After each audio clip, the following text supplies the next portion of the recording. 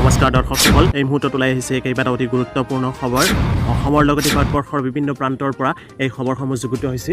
গোটেইকেইটা খবৰেই অতিকে গুৰুত্বপূৰ্ণ, গতিকে সম্পূৰ্ণ খবৰখিনি জানিবলৈ ভিডিঅ'টো অকণো স্কিপ নকৰাকৈ শেষলৈকে চাই থাকিব। আৰু নতুনকৈ এই ভিডিঅ'টো চাই থাকিলে চেনেলটো ছাবস্ক্ৰাইব কৰি ভিডিঅ'টো এটা লাইক কৰি দিব। এতিয়া আহিছোঁ আজিৰ দিনটোৰ প্ৰথম গুৰুত্বপূৰ্ণ খবৰটোলৈ। এটা অতি ভাল খবৰ, প্ৰধানমন্ত্ৰী জন ধন একাউণ্ট গ্ৰাহকসকলে পাব 1,30,000 টকা। কেনেকৈ পাব আজিৰ এই ভিডিঅ'টোৰ জৰিয়তে জনাম। বন্ধুসকল, জন ধন একাউণ্টৰ গ্ৰাহকসকলে কেন্দ্ৰীয় চৰকাৰৰ তৰফৰ পৰা 1,30,000 টকাৰ সুবিধা লাভ কৰিব। যদি আপুনি ইয়াৰ সুবিধা ল'ব বিচাৰে তেন্তে আজি এই আঁচনিখনৰ সৈতে পঞ্জীয়ন কৰিব লাগিব।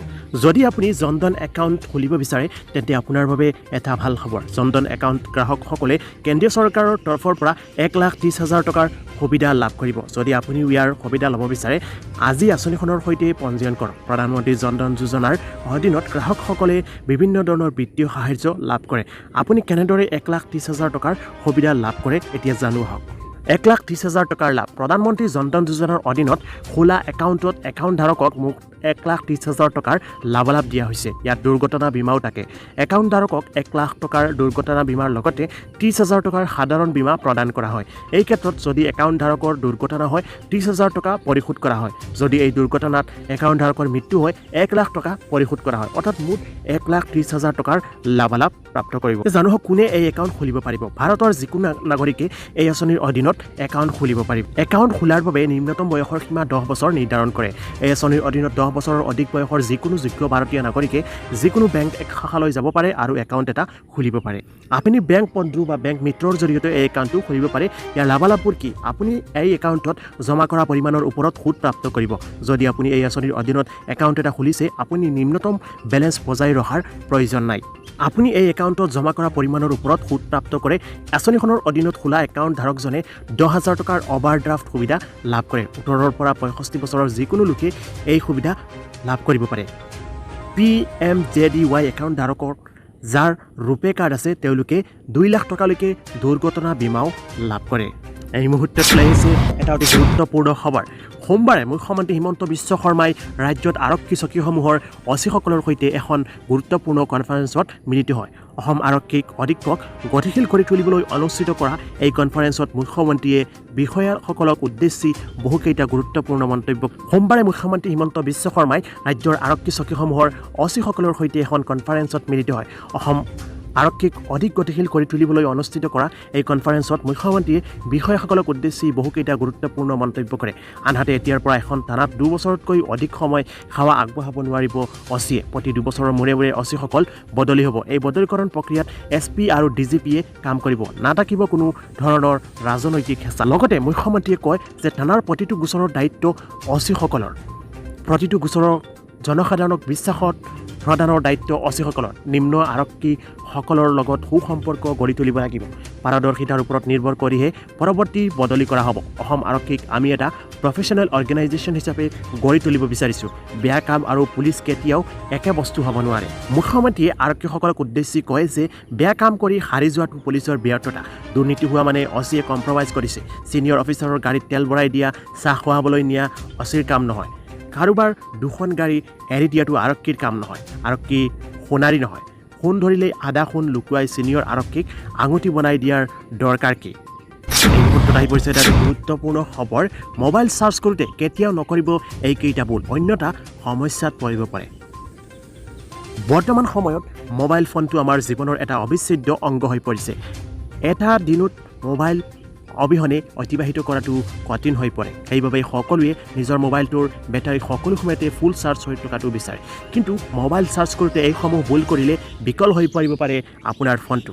আহক জানো মোবাইল চাৰ্জিং কৰাৰ সময়ত কোনসমূহ ভুল সচৰাচৰ কৰিব নালাগে। প্ৰথম হ'ল আন ফোনৰ চাৰ্জাৰ ব্যৱহাৰ কৰা।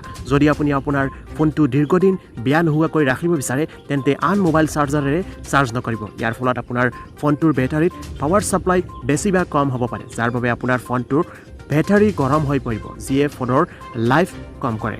পৰৱৰ্তী হ'ল মোবাইল ফুল চাৰ্জ কৰা। অধিক সংখ্যক লোকে মোবাইলৰ বেটাৰী 100% চাৰ্জ কৰিব বিচাৰে, যিটো সঠিক নহয়। ইয়াৰ আপোনাৰ ফোনৰ লাইফ কম হয়। টেকনিক্যালি সকলো বেটাৰীৰে চাৰ্জ চক্ৰৰ সংখ্যা পূৰ্বৰে পৰা নিৰ্ধাৰিত হৈ থাকে। যদি আপুনি সদায় ফুল বেটাৰী চাৰ্জ কৰে তেন্তে এই সোনকালে শেষ হ'ব। ইয়াৰ লগতে বেটাৰী চাৰ্জ 0% লৈ যোৱাটো আপোনাৰ ফোনটো বেয়া হোৱাৰ কাৰণ হ'ব পাৰে। তাৰপিছত হ'ল চাৰ্জিঙত লগাই ফোন ব্যৱহাৰ কৰা। বহু লোকে মোবাইল চাৰ্জত লগাই থৈ ব্যৱহাৰ কৰে। কোনেও ফোন কল কৰাৰ বিপৰীতে কোনোৱে মোবাইল গেম খেলাৰ বাবে বেটাৰী চাৰ্জ হোৱাৰ বাবে অপেক্ষা কৰিব নিবিচাৰে। ইয়াৰ ফলত আপোনাৰ মোবাইলৰ বেটাৰী সোনকালে বিকল হৈ পৰিব পাৰে। ইয়াৰ লগতে আপোনাৰ স্বাস্থ্যৰ বাবে ই ক্ষতিকাৰক হ'ব পাৰে। তাৰপিছত হ'ল উৰে নিশা ফোন চাৰ্জ কৰা। বহু লোকে মোবাইল ফোন চাৰ্জ কৰাৰ বাবে গোটেই নিশা চাৰ্জত লগাই ৰাখে, যিটো আপোনাৰ ফোনৰ বাবে লগতে ঘৰৰ বাবে বিপদজনক হ'ব পাৰে। এইদৰে মোবাইল চাৰ্জ কৰাৰ ফলত বেটাৰী চাৰ্জিং চক্ৰ বেয়া হ'ব পাৰে। ইয়াৰ ফলত বিজুলীও অভাৱত খৰচ হয়। লাহিছে এই মুহূৰ্তত এটা গুৰুত্বপূৰ্ণ খবৰ। মাত্ৰ 300 টকাৰ শ্বেয়াৰে বিনিয়োগকাৰীসকলক মিনিটত কৰিলে লাখপতি। কেনেকৈ জানো হওক। যদি আপুনি কৃষি ৰাসায়নিক কোম্পানী ইণ্ডিয়া কীটনাশকৰ শ্বেয়াৰ পাইছে, বিনিয়োগকাৰীসকলে আজি তালিকাভুক্তিৰ দিনা ডাঙৰ লাভ কৰিছে। কোম্পানীটোৰ শ্বেয়াৰৰ এক শক্তিশালী তালিকা হৈছে।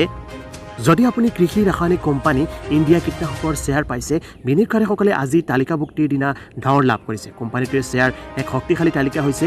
শ্বেয়াৰবোৰ 21.62% প্ৰিমিয়ামভুক্ত তালিকাভুক্ত কৰা হৈছে। যদি আপুনিও এই শ্বেয়াৰবোৰত থকা বিনিয়োগ কৰিছে, আপুনি কেইঘণ্টামানৰ ভিতৰত কিমান উপাৰ্জন কৰিছে সোনকালে বিচাৰি উলিয়াওক। ষ্টকৰ ইছ্যু মূল্য আছিল 296 টকা। আনহাতে যেতিয়া BSE তালিকাভুক্তিৰ কথা আহে, ই প্ৰতি শ্বেয়াৰ 360 টকা, অৰ্থাৎ আপুনি প্ৰতি শ্বেয়াৰত 64 টকা লাভ কৰিছে।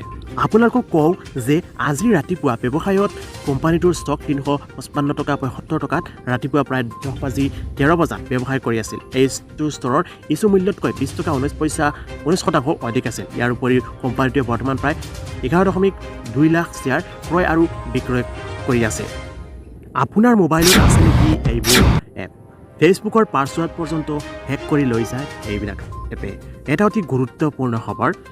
আপোনাৰ এণ্ড্ৰইড মোবাইল ফোনটোত হয়তো বহু এপ ৰাখি থৈছে, কিন্তু হয়তো এয়া নাজানে যে কিছু এপে আপোনাৰ মোবাইলৰ সকলো গোপন কথা হেক কৰি লৈ যাব পাৰে। তাৰে ভিতৰত আপোনাৰ ফেচবুকৰ পাছৱৰ্ডো হ'ব পাৰে।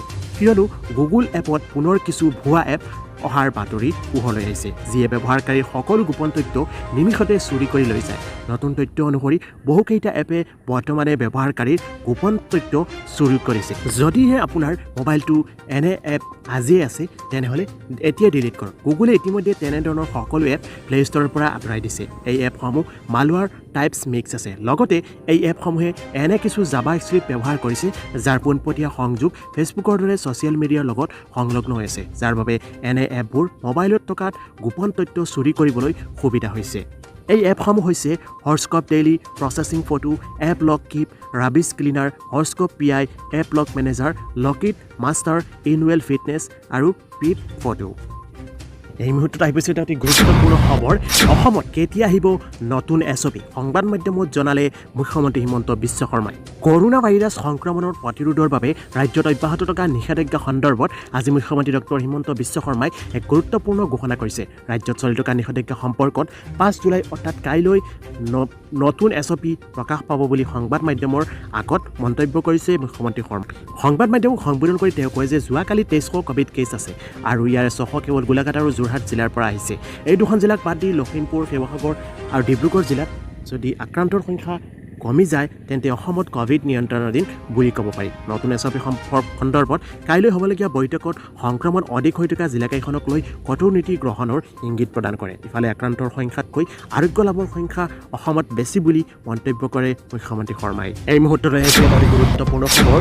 চোৰে আৰক্ষীৰ নাম শুনিলেই পলাব লাগিব আৰু সাধাৰণ মানুহে আশ্ৰয়স্থল বুলি ভাবিব লাগিব। এই মন্তব্য কৰিছে হিমন্ত বিশ্ব শৰ্মা ডাঙৰীয়াই।